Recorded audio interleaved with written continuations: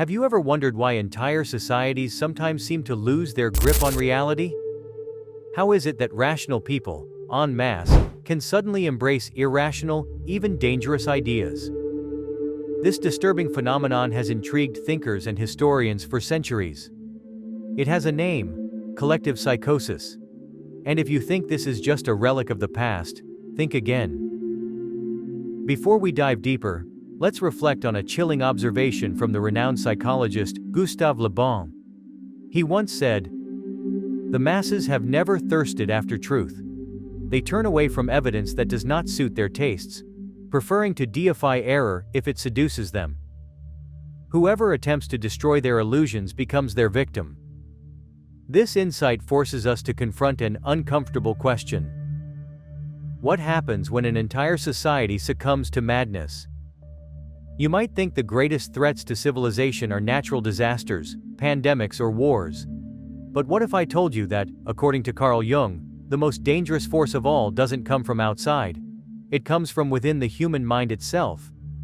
Jung warned that our greatest battle isn't against external dangers, but against our own psyche. He described it as a war between reason and the darkest corners of our nature. You've probably heard the Latin proverb, homo homini lupus. Man is a wolf to man.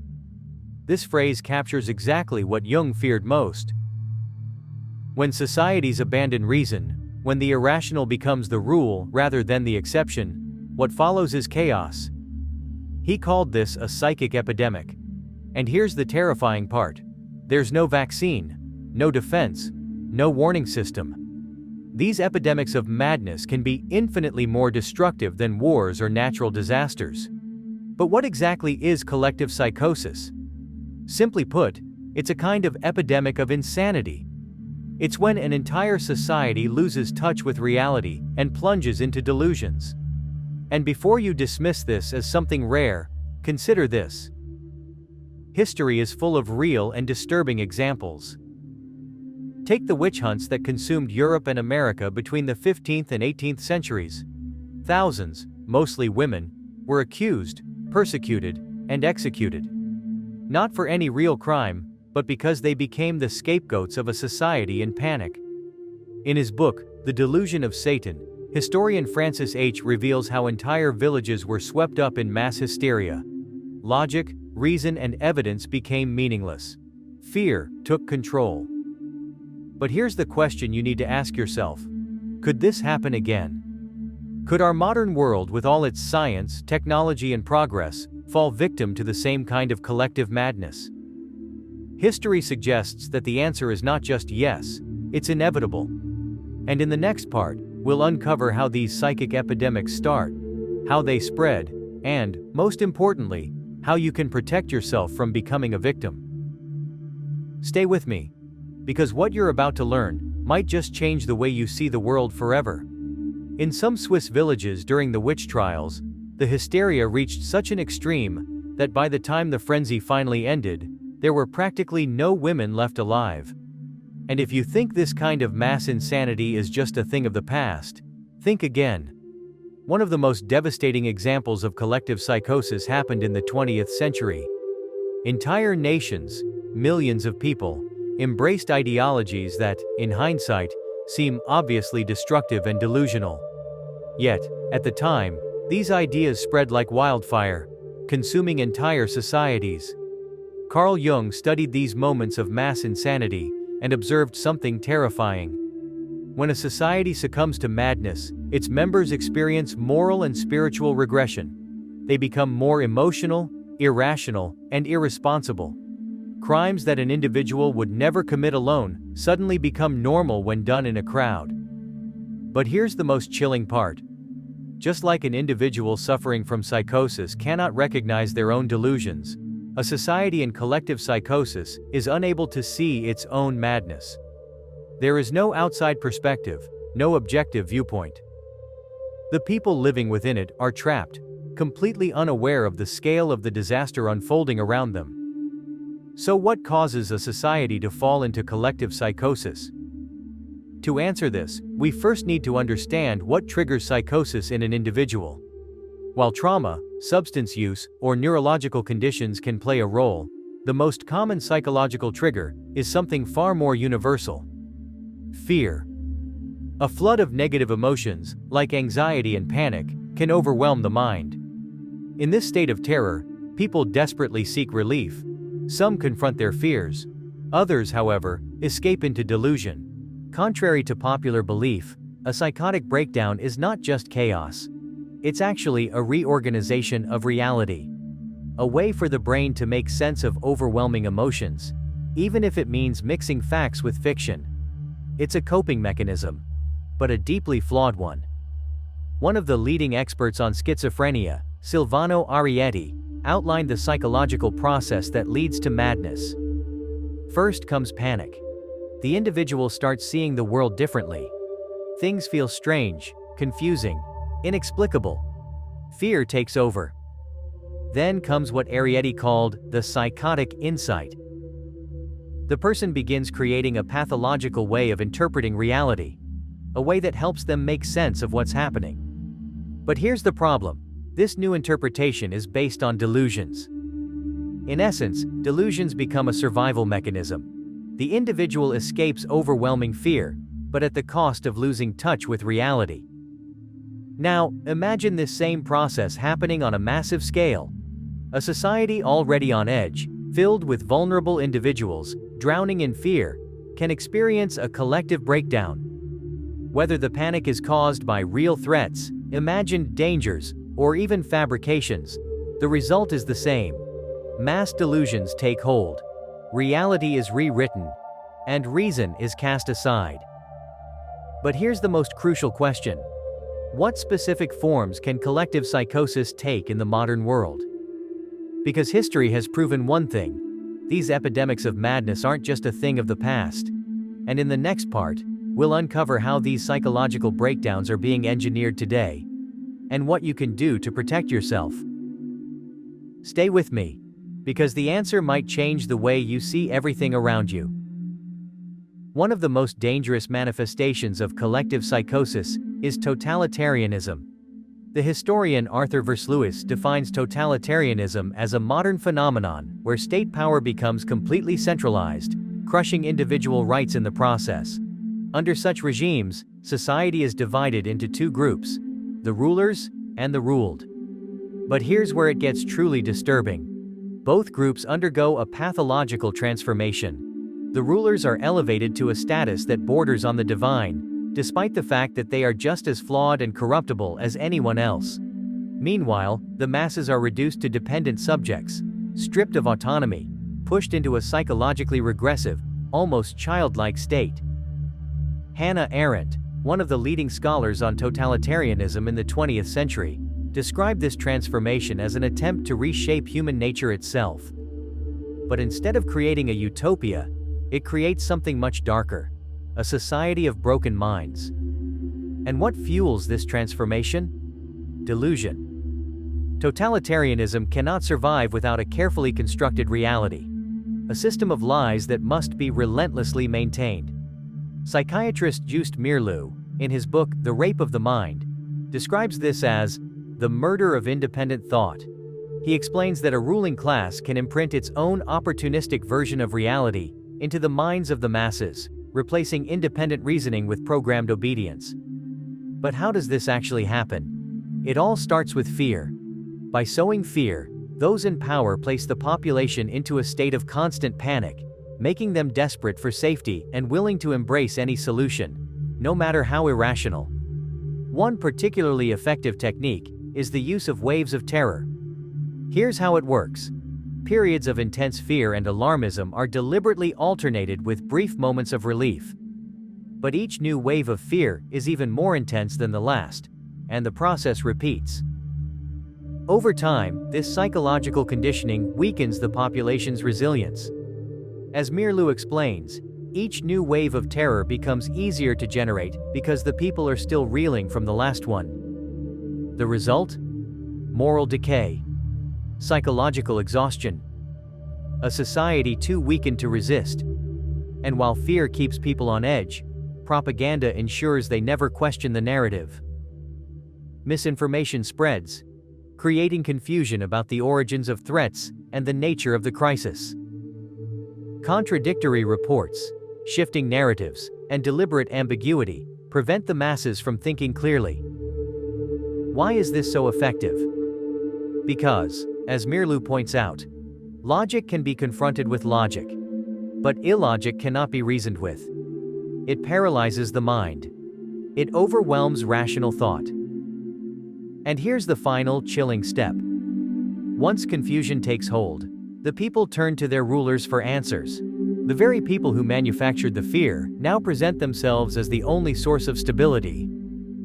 The more chaotic and uncertain the world appears, the more the masses cling to those who promise security, no matter what freedoms they must sacrifice in return.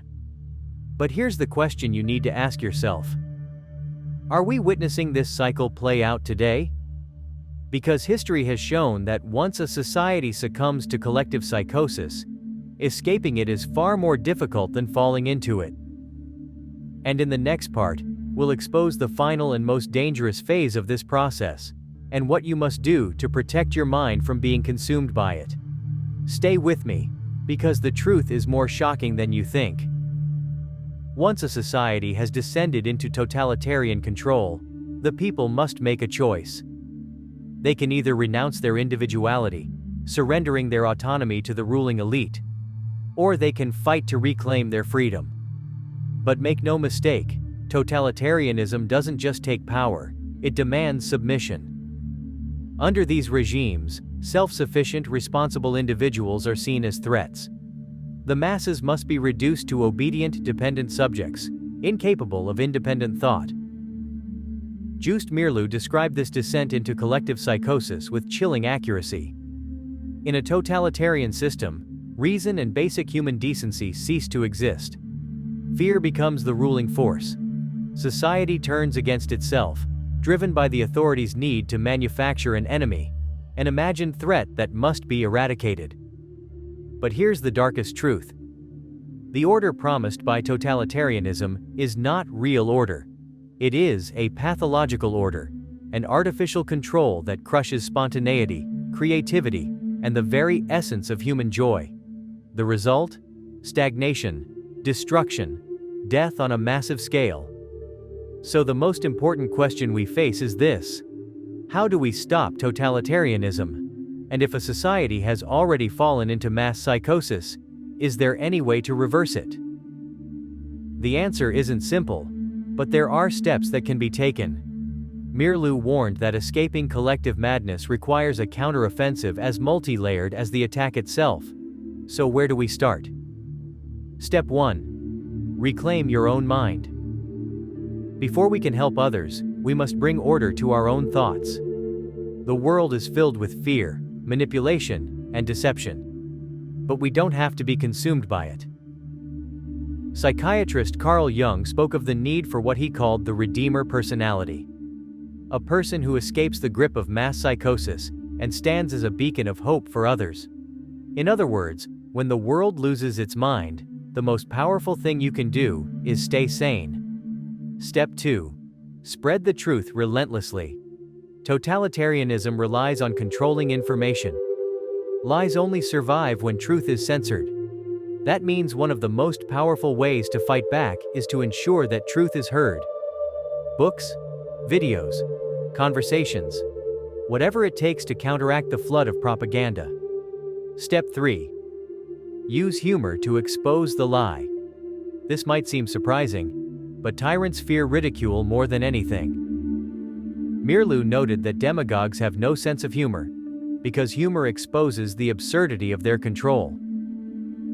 Václav Havel, a former political dissident who later became president of Czechoslovakia, believed that ridicule was one of the most powerful tools against oppression. A joke, a meme, a well-placed punchline. These might seem small, but they erode the false aura of power that totalitarians rely on. Step 4. Build parallel structures. Havel introduced a revolutionary idea: the creation of parallel structures. These are businesses, institutions, technologies, and creative enterprises that exist physically within a totalitarian society, but operate morally outside of it. In communist Czechoslovakia, These parallel structures became the lifeline of resistance, small pockets of freedom, independent from the system, where truth and sanity could survive. And here's the question you need to ask yourself. Are we already witnessing the rise of collective psychosis in our modern world? Because if we are, the time to act is now. This is no easy task. A world that falls under the spell of totalitarianism is a world seduced by illusions, a place where truth is distorted and fear is weaponized. But as Thomas Paine once wrote during another dark chapter in history, tyranny, like hell, is not easily conquered. The greater the struggle, the more glorious the victory. The real battlefield isn't just physical or political, it's psychological. Those in power understand this, which is why they invest so heavily in controlling the narrative and manipulating emotions. If we don't recognize this, we risk becoming prisoners of their illusions. So how do we fight back? It starts with awareness. We must recognize our own psychological vulnerabilities and work to fortify our minds against manipulation. Education, true education, is the antidote. And no, not just the kind found in institutions, but self-education, developing critical thinking skills, questioning authority, and learning to identify propaganda before it takes root. It means understanding logical fallacies, fact-checking claims, and maintaining a healthy skepticism without spiraling into paranoia. But even more crucially, it means preserving our humanity. Totalitarian systems thrive on dehumanization and isolation, turning people into enemies, abstractions, numbers. Real resistance is found in something simple yet profound: genuine human connection. Practicing empathy, seeing others not as opponents but as individuals, and refusing to be divided. Because the moment we stop seeing each other as enemies, we become unstoppable. The question is, will we take that first step? Do you really own your thoughts, your choices, your privacy? Or are they being quietly shaped, monitored, and controlled? As technology advances, so does the power of those who wish to observe, influence, and restrict. The question isn't whether mass surveillance exists, it's whether we're willing to resist it. Every time we trade privacy for convenience, we surrender a piece of our autonomy. The easier it becomes for institutions to track and regulate our lives, the harder it becomes to reclaim our freedom. But there is a way forward: awareness, vigilance, and action. By supporting technologies that prioritize privacy and resisting the temptation to hand over our personal data for momentary ease, we make it harder for totalitarian forces to tighten their grip. This path isn't easy. Victory is never guaranteed. But as long as there are those who value freedom, who refuse to be broken, who choose to think for themselves, there is hope. Albert Camus once said, "The only way to deal with an unfree world is to become so absolutely free that your very existence is an act of rebellion." So ask yourself, will you be a beacon of sanity in a world growing increasingly insane? Or will you succumb to the creeping darkness of control? The choice, as it has always been, is yours.